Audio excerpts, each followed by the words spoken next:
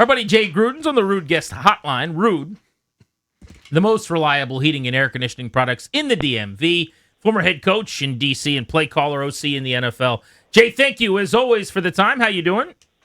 Very good. Thanks for having me on, fellas. Good to be back. Yeah, buddy. Our pleasure. Been looking forward to chatting as we close in on the draft here. I got a lot to ask you about, but we're actually going to talk about this in the 5 o'clock hour. I wanted to get your take. What do you think is a more valuable asset and more helpful to a young ascending quarterback like Jayden Daniels? An exceptional running back or an exceptional wide receiver? That's a great question. I can make arguments for both, but I think with Jayden's skill set, I would rather have an exceptional wide receiver that can take coverage and force a lot of teams to play more cover two and light boxes, where now Jayden can really use his ability to run the ball, and the back will be a lot better because of that, because they have a great receiver that can take the top off and scare the hell out of defenses. So the reason I ask that is because it's come up pretty extensively here as we're debating the 7th pick. And it's kind of an extension now of the conversation of Jeremiah Love versus Carnell Tate or Mekhi Lemon or something. And NFL Live was talking about this, and the idea is like it's actually overrated when you talk about this quarterback needs a young running back. When you look at like the value, EPA per play, or some of the analytics on what a running back provides, even if they catch passes, versus what a receiver provides. I don't know if it's the perfect extension of that conversation, though, because that assumes that Love and Tate or Love and Lemon are equal, and I happen to think Love's better than those guys. Yeah, the other argument is our good running back will force a heavier box. Now it opens up place for Terry McLaurin in the passing game. So you can argue both ways on this. It also matters, how high you want to take a running back and the value and the contract and where it puts them and all that stuff. So there's a lot of issues when it comes to drafting a running back at 7. So I've heard all the arguments for it. I've heard all the arguments against. I think this is going to be a decision made by Adam Peters, and he's going to go out and take the best guy, who he thinks is the best guy, and the best guy to help Jayden. Well, Jay, over the years, as you know, I'm now in my mid-40s, but my fandom and my views on sports have been kind of morphed and forged by my experiences as a fan. And your few years here really helped solidify my view of offense. So watching Rob Kelly, with all due respect, and Alfred Morris after a lot of wear and tear, and you put up top 10 offenses in yards per play and points, it wasn't because of those guys. It was because Deshaun Jackson was here and everything was open. And you had playmakers like Jordan Reed and Pierre Garçon and Jackson going over the top. That's kind of my view. As I look at it that way, I think you can hand the ball to a lot of guys and still have a great offense, but you can't throw it to a lot of guys and have a great offense. Another great argument right there. That is so true. That is very, very true. And there's a lot of very good running backs that have a decent hole to run through or a light box, they can get 7 or 8 yards. Now, the difference, Jeremiah Love, he might turn that 8 yards into 50. Yeah, he's incredible. That's the explosiveness that Rachaad White or Jerome Ford won't give you. You know what I mean? So there is an argument that here's another huge play opportunity guy to have happen in your backfield, Jeremiah Love. However, is Carnell Tate, can he give you that? Can Lemon give you that? Can Tyson give you that? I don't know. That's something that they're going to have to decide on. They already have Terry McLaurin, but I do believe that they need somebody else. That Debo's still a free agent. I don't think Van Jefferson's a guy. I don't think, obviously, De'Ami Brown's a decent player. Burks is a decent player. McCaffrey's, they need another guy at wideout, that's for sure. Jay Gruden on Grant and Danny. So on a Jay Gruden big board of sorts, how different is Love versus those wide receivers? Or, what is the gap there if there is one? Do you have Love higher than you would Tate and Lemon? Is there a big enough gap that you would take a back even though it's less valuable? The top receivers are making over $40 million. The top backs are making close to $20 million. Is the gap large enough to do that? Where are you at on Love? I'm high on Love. He's a great player. Both running backs from Notre Dame were pretty damn good. But, I think that's where you have to decide. I think the other thing that has to come up, I know they don't have a second and a fourth pick, right, in the draft? Correct. So, they have so they have 7 to wait till and the third 71. round. And you look at the depth of the receiver position in the draft. Is there enough guys you get in the third or the fifth or the sixth round? There's a lot of good receivers in the history of the NFL that have come through the third, fifth, and sixth and seventh round. So not a lot of backs like Jeremiah Love will be there that late. So I think you have to weigh out all those circumstances. And Jeremiah Love, for me, is the best playmaking player in the draft. So I think if he's there, which I don't think he'll be there, I think Tennessee takes him. But if he's there, I think Washington will scoop him up. Everybody, Jay Gruden with us here on G&D. So kind of an extension to that, but philosophically, the positional value sort of context. And I remember you famously were talking about Brandon Scherf once, and you referred to him as a guard, right? Just to let everyone know that you would have preferred maybe something else. But just thinking of that, how big does that gap have to be between Love and, say, whoever the best receiver in this class is for that positional value to no longer make sense? That's the thing Grant and I have been wrestling with for a while here. Yeah, I mean, it depends how great this guy is. Yeah. Is he Hall of Fame worthy great? If he is, then you got to take him. You know what I mean? Because is Carnell Tate going to be Hall of Fame worthy? Or you just don't know. You can't project that far in advance. I get it. But if this guy's as good as the top backs in the NFL, Christian McCaffrey, these guys that have such a major impact on offenses, if he has that major impact in year 1, year 2, year 3, you get him young, he's healthy, he's smart, he's a great kid, he will make a huge difference on the football team. Talking NFL draft with Jay Gruden on Grant and Danny. The Commanders pick 7th. The draft, believe it or not, is just 17 days away. I'm looking forward to all the coverage we've got planned for you here on The Fan. So let's talk if Love is gone, because you said you think the Titans maybe. That seems to be what a lot of people feel, although Schefter keeps saying they're not going to do it. And it's like, where's he getting this information?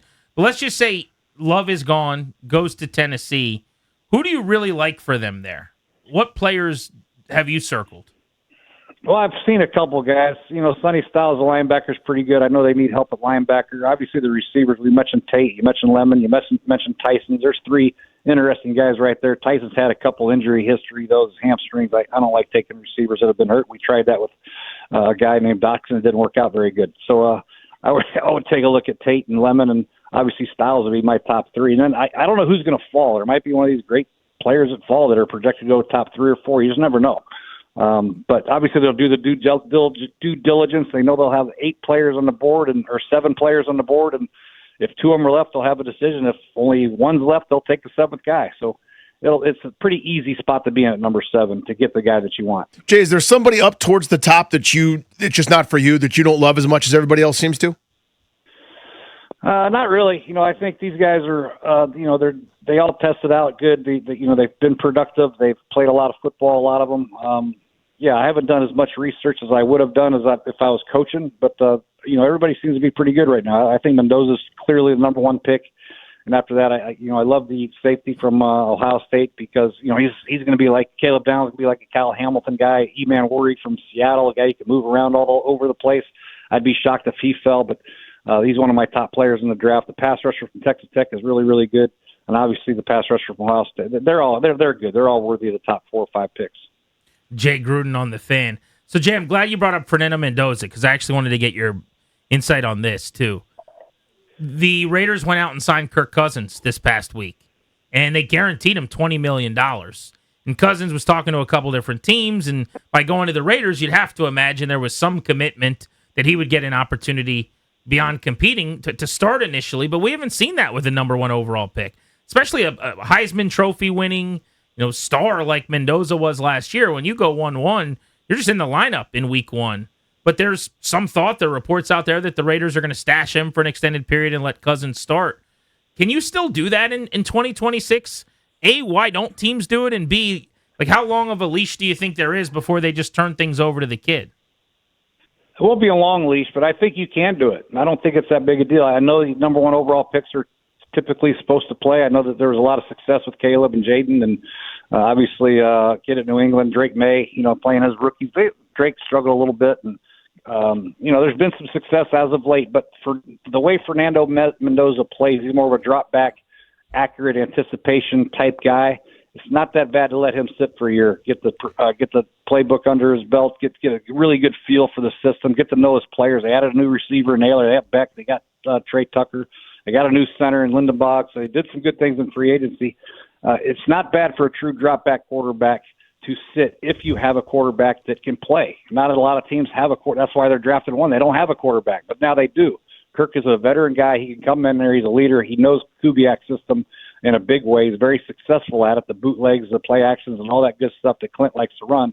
That's what Kirk's very good at. So for Mendoza to sit for a year, is not the end of the world. I can see it happening. I really can't, because Kirk is really good in this type of system. Jay, let me give you my philosophy here, and I want you to weigh in. Again, I've never had to make any of these kinds of decisions. I'm just a rube that likes sports. But if it's me, a project or a guy that needs to sit here, like an Anthony Richardson type thing, which probably should have happened with the Colts, I could do that early and go, hey, he's an unfinished product just yet. A guy that started for 3 years, if he's got to sit, I probably can't take him 1-1. That would be my view of things. What would you say to an exec that said something like that to you? Yeah, that's good, but I'm going to say this. I'm going to say this guy's got talent. He's got his upside is huge. You know what I mean? And NFL quarterbacks play a long time. You know, they play a long time, and it's not that big a deal to sit your first year. Just get the NFL system, the speed of the game, just get a better understanding of it. He'll probably start, but my point is, you know, when I got the job at Cincinnati, we drafted Andy Dalton. We didn't have a backup, so he had to start. You know, if we had Kirk Cousins as our starting quarterback and making $20 million a year, I would have loved to sat Andy Dalton for a year. It would have made him probably a little bit better. So for a guy to be able to sit, you know, there's arguments for it. I mean, Aaron Rodgers sat for a couple of years. There's been a lot of great historic quarterbacks that have sat a year or two and then played and had a lot of success. So I can see it happening both ways, but the luxury of having a quarterback like Kirk, who's played so long and been pretty productive in his career, is a pretty good luxury. Now they don't have to rush Fernando Mendoza into the starting lineup right away. If they don't have to, if he comes in and lights it up in OTAs and training camp, then he'll start. There's no doubt about it. But if, you know, it takes him a little bit of time to get used to the timing and anticipation, and the NFL has to offer from a drop-back quarterback standpoint, then I could see him playing Kirk. First half of the first round picks that didn't play at all in year one, Mahomes is the last one I can remember, and I mean, obviously that's worked out pretty well. Now, he may have been great right away, too. I'm not saying that's why he became Patrick Mahomes, but it certainly didn't hurt him necessarily that Alex Smith started in that first season. How does it work that the pressure mounts to make the move? Like a guy like Clint Kubiak's courting Kirk, obviously. They're tight. They have a relationship. You know, he played for him before. But it's not always going to be his decision. Maybe it will be, but he's a first-timer. Is that like a Brady, you know, whoever at the highest end is running things, or a Spytech decision? Does ownership get involved when these guys eventually get on the field? Because the Raiders are in a division where they're not going to be winning, obviously.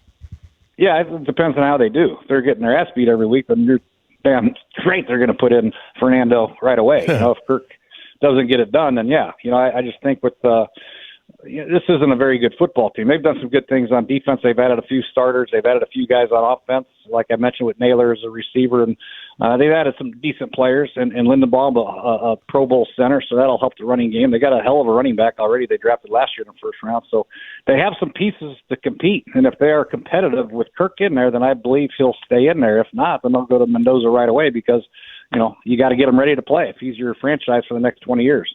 Jay, I got you. I want to ask you about your thoughts on Minnesota and their new quarterback with the Kevin O'Connell system. A, what do you think makes O'Connell's system so quarterback-friendly, where guys seem to go and thrive? I know Darnold's done well there. Forget about the fact that not necessarily the guy that they drafted is thriving, and they're looking for someone new. But what do you think about that fit?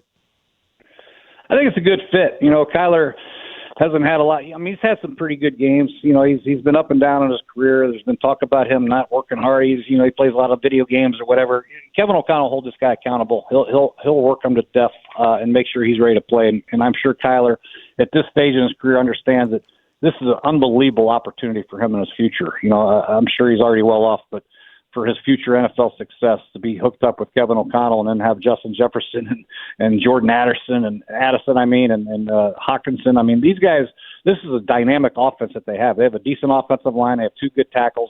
This could be a match made in heaven. I think Kevin will put him in a great situation. I think Kevin will utilize his strengths too. I think he'll put in some zone reads and some things that let Kyler use his athleticism, but Kyler's just got to buy in, and if he does, the system will speak for itself. You know, we do a lot of good things. The system attacks defenses, it attacks coverages, it attacks, protects the quarterback.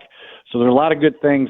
If Kyler studies it, the protection plan and the route concepts and the progressions, whether it's pure progression or two high, single high, whatever it is, how to attack a defense, I think he'll thrive in it. Let me go back to D.C. real quick. What does David Blau need to kind of learn from Cliff Kingsbury in terms of what worked, keep doing with Jayden, and then maybe what needs tweaking with Jayden? Well, I think there's a lot of talk about the under center stuff. And you get them under center where they're not shotgun all the time. I think that'll help Jayden a lot because, you can still utilize his legs very effectively, getting them outside the pocket on the bootlegs, especially if you get a running back like they're going to draft possibly. That'll scare the hell out of defense. And then getting him on the perimeter, I think, will be huge for that offense and Jayden Daniels. Even with Rachaad White and Jerome Ford and Bill Merritt, I think they still have the ability to have a run threat. But just changing it up, get him under center a little bit and obviously get him a shotgun and then attacking defenses. I think he'll be fine. I think they have a lot of good weapons out there. They do need another receiver weapon or two, I think. And hopefully this tight end they got from Tennessee can provide a spark at the tight end spot because I think that's one of the positions they're lacking. But I think he'll be fine. Jay, Dexter Lawrence, the longtime D tackle with the Giants, has asked for a trade, apparently, according to Adam Schefter today. Where did he rank among some of the game wreckers you had to deal with in the division? I think he was a rookie maybe in your final year, but you've obviously covered the league while he was becoming a superstar. Like, what kind of player would be leaving the East if he did get traded? Yeah, it's a big-time player. This guy affects the game. He affects offensive line calls. Everybody wants to slide to him, and that opens up blitzes away from him. There's a lot of things that you can do defensively when you have a player of that magnitude that just crushes one-on-one blocks. You got to get four hands on him all the time because he's so powerful. He's got a pretty good motor, too, and he plays the run pretty decent as well. This is a big-time guy. The Giants can't let him out of the building. They got to give him a contract. There's no doubt about it. But if he gets out of the building, somebody's going to be happy as hell to get him because he is one of the top 2 or 3 defensive linemen in the game. How does a guy like him, he had 9 sacks 2 years ago and then a half sack last year. PFF still graded him as like the 7th best pass rushing D tackle in the league, so I'm assuming the numbers just weren't there. But was he used differently maybe in a different defense? I know better than to just assume that sacks for a D tackle are the only way to evaluate him, but how did that happen? That was the first time he had a year like that. Yeah, I don't know. I don't know what happened. And a lot of times if you're trailing, if you're the Giants and you're not playing very well and you got a rookie quarterback and team's running the ball down your throat, it's hard to get pass rushing opportunities, and that happens a lot. There's not a lot of you're ahead by 2 scores and the team has to pass, so I'm going to get in my stance and I'm just going to rush the passer. I don't think that happened a lot to the Giant defense. I think they were stopping the run first because they're down by 10. It's 4-minute drill and teams are just bludgeoning them down the field. So I think pass rush opportunities probably weren't there as much as it would be for another guy on another team. Jay, always great to catch up with you, man. Let's talk soon.